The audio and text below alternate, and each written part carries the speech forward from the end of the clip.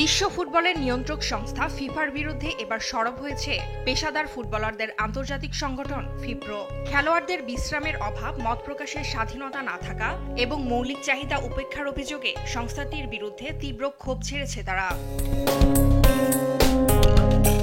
ফিফার বর্তমান president Gianni ইনফান্তিনোর নেতৃত্বাধীন শাসন ব্যবস্থাকে স্বৈরাচারী আখ্যা দিয়ে ফিপ্রো বলছে, এই সিস্টেমে নিয়মিতভাবে অবহেলিত হচ্ছে ফুটবলারদের মানবাধিকার, কল্যাণ এবং বেঁচে থাকার ন্যূনতম শর্তগুলো।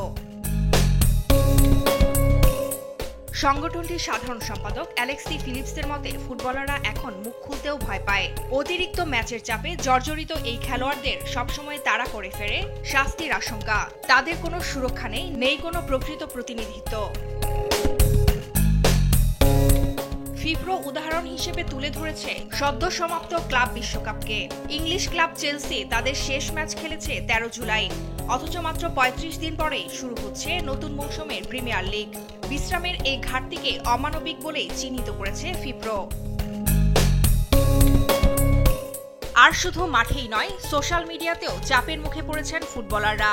অভিযোগ উঠেছে খেলোয়াড়দের ক্লাব বিশ্বকাপ নিয়ে ইতিবাচক পোস্ট দিতে বাধ্য করা হচ্ছে।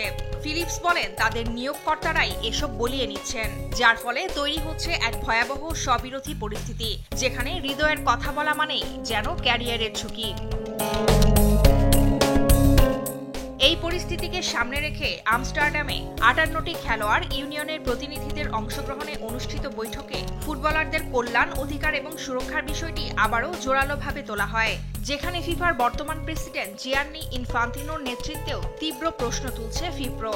তারা বলছে, এই শাসন ব্যবস্থা কার্যত স্বৈরাচারী, যেখানে ফুটবলারদের মৌলিক চাহিদা, মানবাধিকার এবং কল্যাণকে নিয়মিতভাবে উপেক্ষা করা হচ্ছে। ফিফ্রোর এই অবস্থান ফুটবল বিশ্বে নতুন করে আলোড়ন তুলতে পারে বলে মনে করছেন বিশ্লেষকরা। প্রশ্ন উঠছে, বিশ্বের সবচেয়ে জনপ্রিয় খেলার প্রাণ যারা, সেই খেলোয়াড়দের কণ্ঠ কি চিরদিন চাপা থাকবে, নাকি তারা পাবে ন্যায্য মর্যাদা, বিশ্রাম আর মত প্রকাশের স্বাধীনতা? ফারজানা আফরোজ টুম্পা, স্পোর্টস ডেস্ক, দেশ টিভি।